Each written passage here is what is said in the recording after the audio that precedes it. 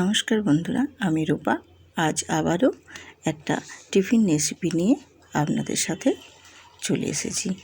এই টিফিন রেসিপিটা বানানো খুবই সোজা এবং খুবই সহজ, তেমনি খেতেও কিন্তু ভীষণ সুস্বাদু। এই রেসিপিটা কিন্তু ভীষণ সুন্দর, বানাতে সবাই পারবেন, এতটাই টেস্টি এবং দুর্দান্ত হয়। ছোট থেকে বড় সবাই কিন্তু খুব মজা করে খেতে পারবে এবং বানানো কিন্তু ভীষণ সহজ। আমি কিভাবে বানালাম টিফিন রেসিপিটা সম্পূর্ণটা আপনাদের সাথে শেয়ার করব। তো আসুন দেখে নেওয়া যাক আজকের এই টিফিন রেসিপি। আমি রেসিপিটা বানানোর জন্য এখানে নিয়েছি 2 কাপ ময়দা, তার সাথে দিয়ে দিলাম হাফ কাপ সুজি, স্বাদ মতো লবণ আর হাফ টেবিল চামচ চিনি দিয়ে খুব ভালোভাবে একটু মিক্সড করে নেব। তার সাথে দিয়ে দিয়েছি অল্প একটু জোয়ানটা দিলে কিন্তু খেতে ভীষণ সুন্দর লাগে। দিয়ে সমস্ত উপকরণগুলোকে আমি বেশ ভালোভাবে মিশিয়ে নেব। তো মেশানো হয়ে গেলে এবারে অল্প অল্প জল দিয়ে একটা আমি পাতলা ব্যাটার বানিয়ে নেব। তো জলটা কিন্তু একেবারে দিতে যাবেন না, অল্প অল্প করে 2-3 বারে জলটা দিয়ে একটা পাতলা ব্যাটার বানিয়ে নিতে হবে। তো খুব পাতলাও হবে না, খুব ঘনও হবে না। আমি দেখিয়ে দেব ব্যাটারটা কিভাবে আমি রেখেছি। তো দেখো, ব্যাটারটা আমার রেডি হয়ে গেছে। ঠিক এইভাবে ব্যাটারটা রেডি করে নিতে হবে। তো এতটা পাতলা থাকবে না, যেহেতু সুজি আছে, আর একটু ঘনত্বটা হয়ে যাবে। তো খুব ভালোভাবে কিন্তু ফেটিয়ে নিতে হবে। আর এখানে আমি জোয়ানটা দিয়েছি, তার কারণ খেতেও ভীষণ সুন্দর লাগবে টিফিন রেসিপিটা। আর জোয়ান কিন্তু খাওয়া স্বাস্থ্যের পক্ষে খুবই ভালো। জোয়ানে হজম করতে ভীষণ সহায়তা করে, হজম শক্তিটা খুব বাড়ায় জোয়ানে। তো এইদিকে দেখো, আমি একটা গ্যাসেতে প্যান বসিয়ে দিয়েছি। প্যানেতে একটা তেল দিয়ে দিয়েছি 1 টেবিল চামচ। ওর মধ্যে দিয়ে দিয়েছি গোটা রাই সর্ষে, আমি 1 টেবিল চামচ দিয়ে একটু রাই সর্ষেটা ভেজে নেব। তো রাই সর্ষেটা মোটামুটি একটু একদম লো ফ্লেমে করে ভেজে নিতে হবে। এরপর দিয়ে দেব আমি গ্রেট করে রাখা গাজরগুলো দিয়ে একটু নাড়াচাড়া করে ফ্রাই করে নেব। গাজরটা ফ্রাই করে নিয়ে এবার আমি ওর মধ্যে দিয়ে দেব একটা কাঁচা লঙ্কা কুচি।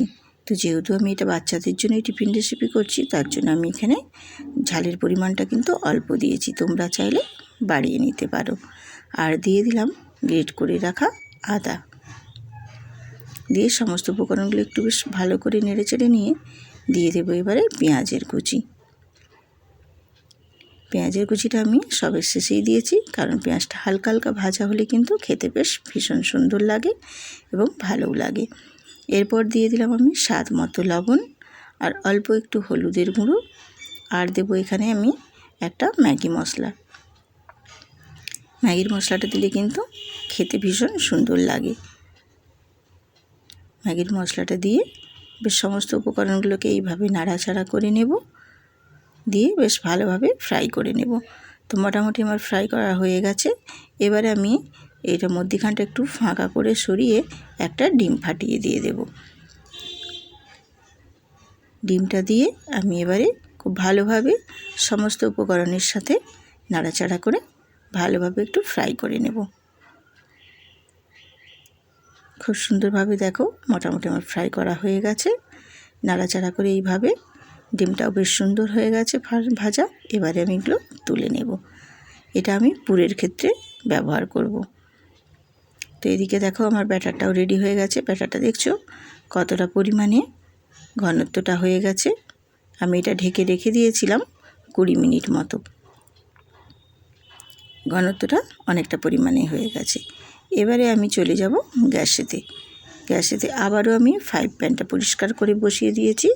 ফ্রাই প্যানের মধ্যে 1 টেবিল চামচ তেল দিয়ে খুব ভালোভাবে গরম করে নিয়েছি। দিয়ে এবার দিয়ে দেবো আমি এখানে 2 চামচ ব্যাটারটা দিয়ে দেবো। আমি ময়দার যে ব্যাটারটা রেডি করেছিলাম সেটা আমি এখানে 2 হাতা দিয়ে বেশ ভালোভাবে এইভাবে ছড়িয়ে চারদিক থেকে গোল শেপ করে দিয়ে দেব। গোল শেপ দেওয়া হয়ে গেলে ঠিক উপরটা যখন ড্রাই হয়ে শুকনো শুকনো ভাব আসবে, তখন আমি দিয়ে দেব পুরটা। আমি যে পুরটা রেডি করেছিলাম সেই পুরটা ওর মধ্যে এবার দিয়ে দেব। পুরটা দিয়ে বেশ ভালোভাবে আলতো হাতে এইভাবে তুলে একটা সাইড ওপর থেকে দিয়ে দিতে হবে। দিয়ে এইভাবে দুটো সাইড বেশ ভালোভাবে আমি নাড়াচাড়া করে ভেজে নেব। এক পাশটা হয়ে গেলে আরেকটা পাশ আমি উল্টে দেব, দিয়ে দুটো সাইড বেশ সুন্দরভাবে ভেজে নেব। আর এটা কিন্তু খুব নরম এবং সফট হয়, দেখে আলতো হাতে আস্তে আস্তে করে উল্টে পাল্টে ভেজে নিতে হবে। বেশ ভাজাটা সুন্দর হলে খেতেও কিন্তু ভীষণ সুন্দর লাগবে। তো দেখো আমার একটা রেডি হয়ে গেল।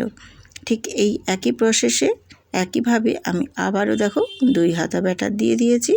দিয়ে ব্যাটারটা ঠিক এইভাবে চারপাশ থেকে ছড়িয়ে গোল করে নেব।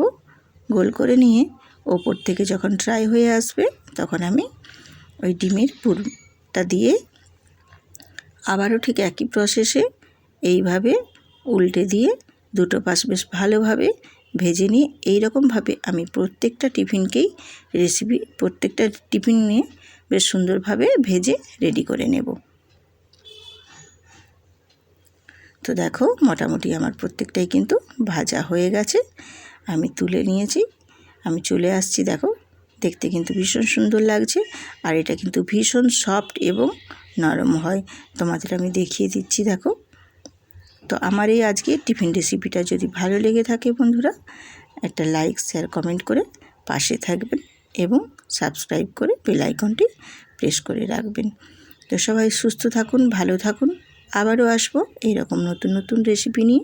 ততক্ষণ আমার সঙ্গে থাকো এবং আমার ভিডিওগুলো ফুল ওয়াচ করে আমার পাশে থাকবেন। আজ এই পর্যন্তই, আবারও আসবো। টাটা।